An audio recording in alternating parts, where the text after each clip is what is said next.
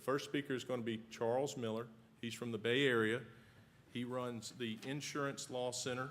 He was with Fireman's Fund Insurance Company for 18 years. He is a practicing attorney.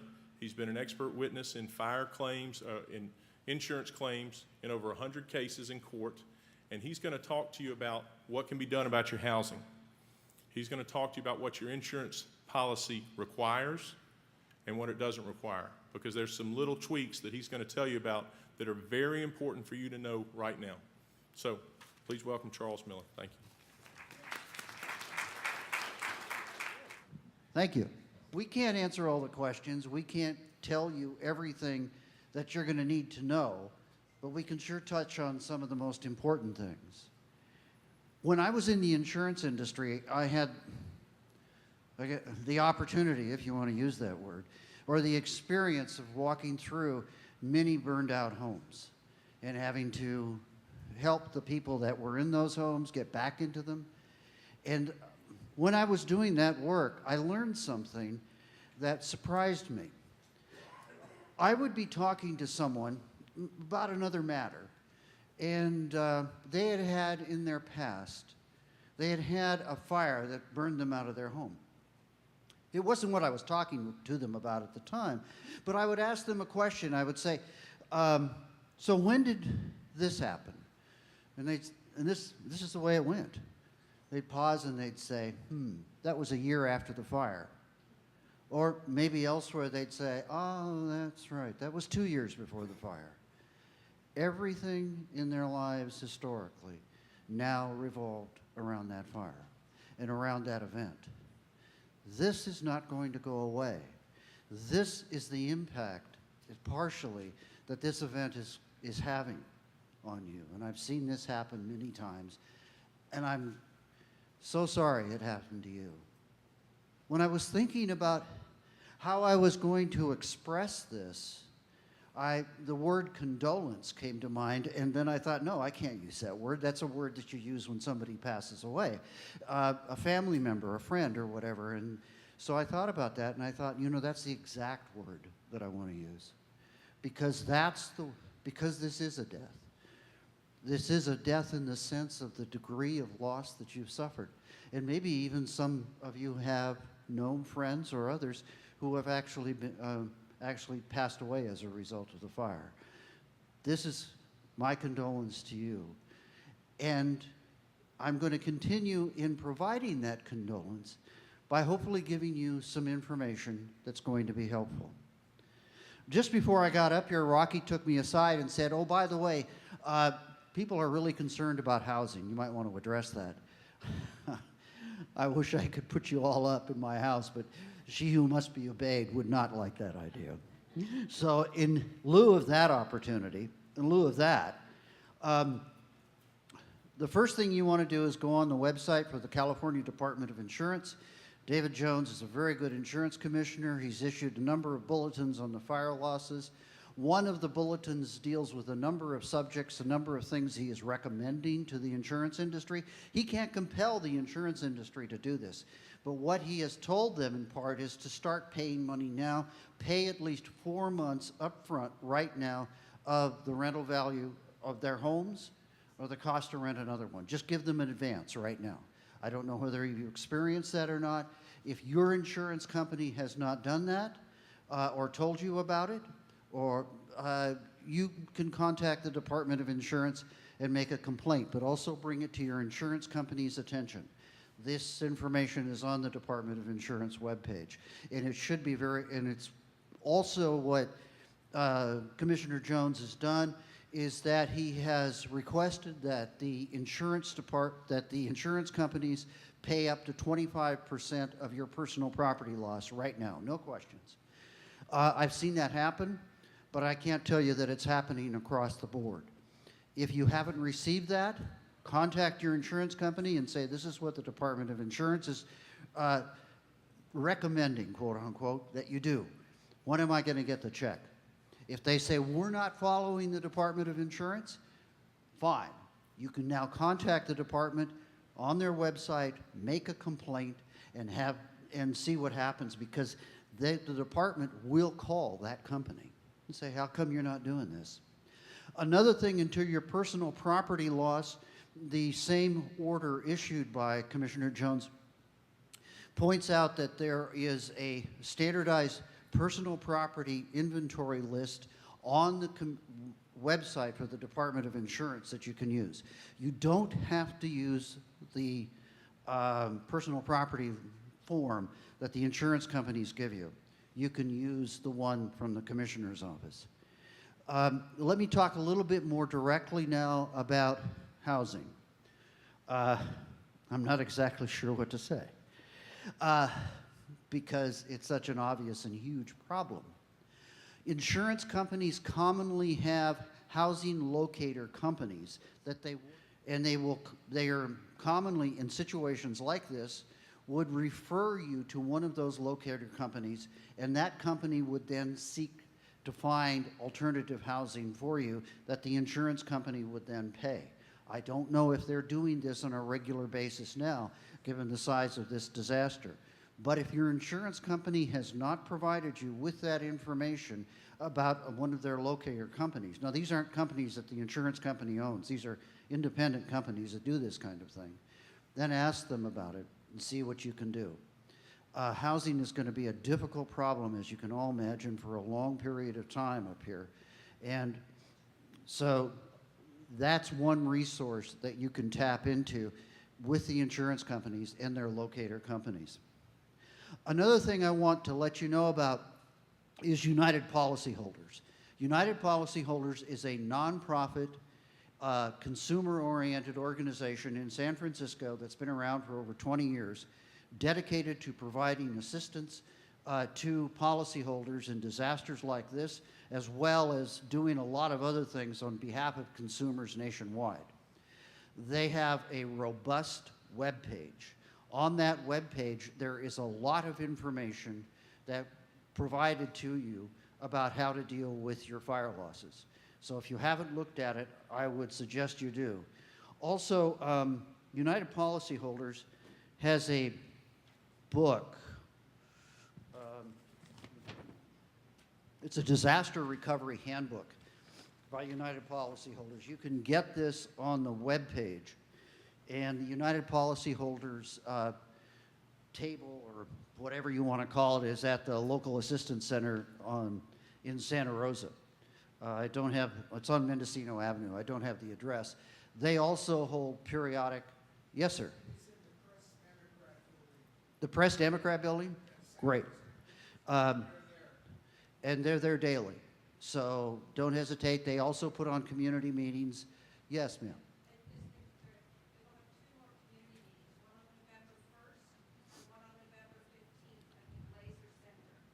November 1st and the 15th at the Glazer Center, United Policyholders is going to be putting on. If you get a chance, they're an incredibly helpful organization. And like I say, their webpage provides you with a substantial amount of information on some of the issues you're going to have to deal with. Also, stay in touch with what's going on with the Department of Insurance webpage. I'm sure that there's going to be more orders being issued. One of the other things that you'll need to know about is the California Unfair Claims Settlement Practices Regulations. Boy, that's a mouthful. It's the Insurance Department regulations regarding claims handling. You can also access those on the Department of Insurance webpage. The importance of these is several sections in them. One section deals with requirements for insurance companies and their adjustment and handling of property claims, such as yours. For example, one of the things that it requires is that if the insurance company comes up with its own estimate of the amount to repair or replace your dwelling, which it will, and you come up with your estimate and the numbers are different, the insurance company has three choices: pay your estimate, give you name of a contractor qualified and licensed, bonded and insured in the state of California, who will do the work for the insurance company's amount, or seek to try to resolve the differences between the two. The insurance company cannot simply sit back and ignore your estimate, your contractor's estimate, and say, we're going with ours. They have responsibilities that go beyond that. There's some other information and directives in those regulations. Yes, sir. You want to? Some, po some policies have time limitations for you to build, and this being a natural disaster, does the insurance body release the liability on a time limits that exists for you to build, because it's out of our control when the cleanups happen and when we can actually rebuild? Right. Commonly, the time period in which you have to rebuild is 12 months. But this is a state of emergency. That is extended to 24 months, and it can be extended by agreement with the carrier even further. It's going to take that long and longer, I suspect. Should we ask for our carriers to provide us in writing that they are extending that? If you feel like you need to do so now, I honestly don't think that you've got time. I think frankly, I think your focus now has to be on putting your personal property together and dealing with your insurance company. You know, I testify around the country about insurance claims practices, and I've done this for a long time now, and I've seen some horrendous practices. I worked in the Katrina cases, and it was awful how people were treated.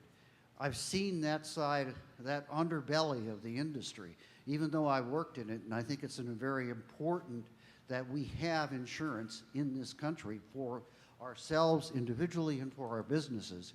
Sometimes the practices are pretty abhorrent.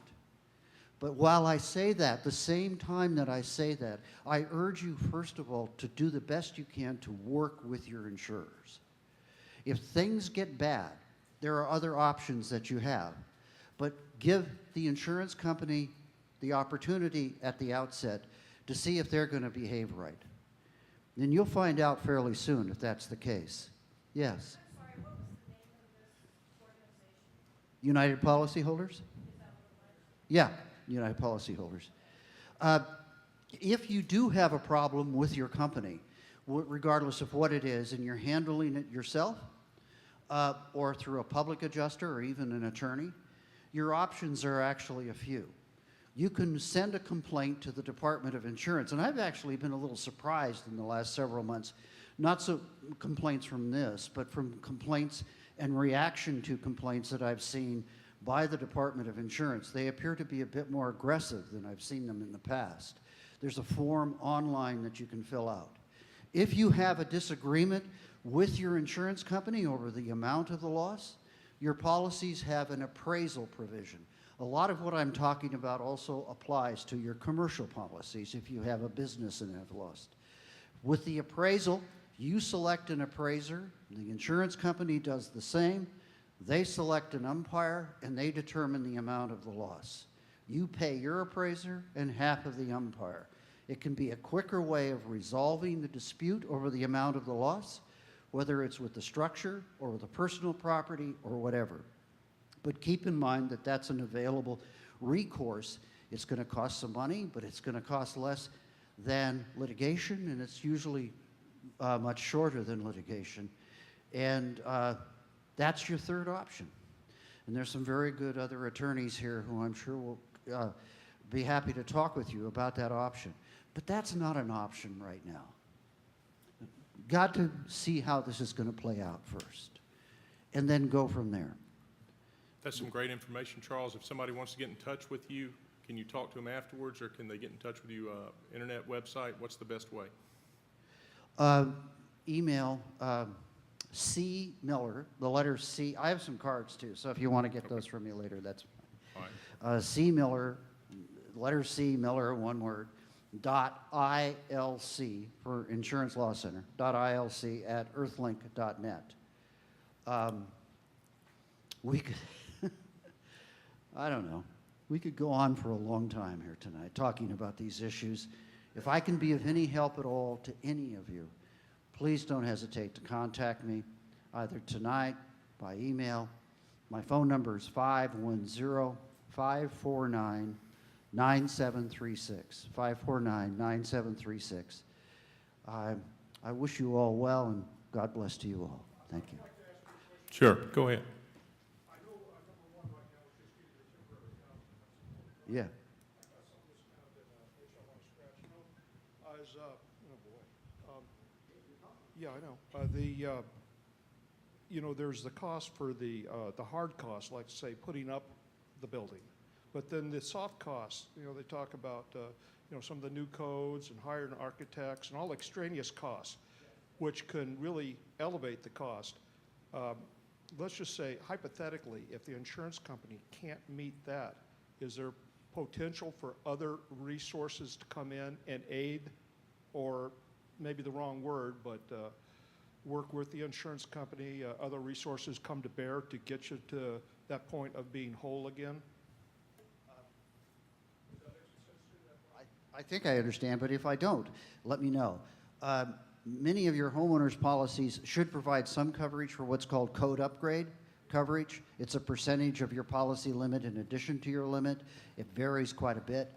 But if you, when you rebuild, have to improve your property or do something to your property in addition to what was there because of a code that was entered, you know, enacted since you purchased it or since it was built, that additional cost is paid by the code upgrade coverage. So you have some additional resource there for that. Keep in mind, with regard to replacing your house, you have 3 options, okay? You can rebuild on your current lot, you can rebuild at another location, or you can buy a house. And you can use insurance proceeds to do that. There's all kinds of things that arise in these 3 options. I suppose you got a 4th option too. You can take the cash and you sell your lot. But nonetheless, those are the 3 options that you can use. In terms of other resources to help you in Well, the main auxiliary thing that can kind of help you work with the insurance company also to meet the need of rebuilding on site. That's specific. yeah, a lot of your policies should also have 125, 150, 175% of limit. So if you have a $200,000 limit on your structure, you may have an additional 50% or $100,000. So if your loss, the cost of rebuilding goes over the 200, so you may have a total of 300. Take a look at that because that could be another source of funding for you. Yes, sir. Oh, I was wondering if this is going to come up. There's a cost associated to clean up. Right. Way to opt in or opt out. So my question to you is that if you opt in and the contractors that the city uses happen to charge a larger amount that is provisioned in your policy, is that going to eat away from your total replacement value of the dwelling? Great question. The question is, you've got 5% of, or 10% depending on your policy, of your policy limit for debris removal. If you sign it up with the county, Sonoma or Napa, to have them do the debris removal, and they incur a cost higher than what's available on your policy for debris removal, I have been told that the county will not come back to you for the excess, okay? I've looked at these forms that you have to sign, and I'm not quite so convinced they say that. I can see where they would, but you need to get on the phone with the county and make sure you understand. I know there's a big issue about this with foundations and such, but I want to say one more thing about it, and then I'll get out of here, is that You're doing good. I'm not going to cut you off. in those forms, it requires you to assign your policy benefits for debris removal to the insurance company. What does that mean? Well, that means that once you do that, then the company or the county can go directly to your insurance company and collect it, because you've assigned the county the right to collect it directly from your insurance company. What they don't tell you is in your policies you have an anti-assignment provision. You cannot assign any aspect of your claim unless you get written approval from your insurance company. So don't sign one of those things and send it in without getting written approval. And if you've already done it, then just go ahead and send it to your company and say, you know, I just discovered this, and I'd like to get your permission to assign this. There shouldn't be any real reason why they wouldn't do it. But you want to, you know, cross all the T's and dot all the I's as you go through this process, because you don't want trouble that you can avoid. Thank you, Charles. Thank you. Thank you. Appreciate your information. Yes, sir.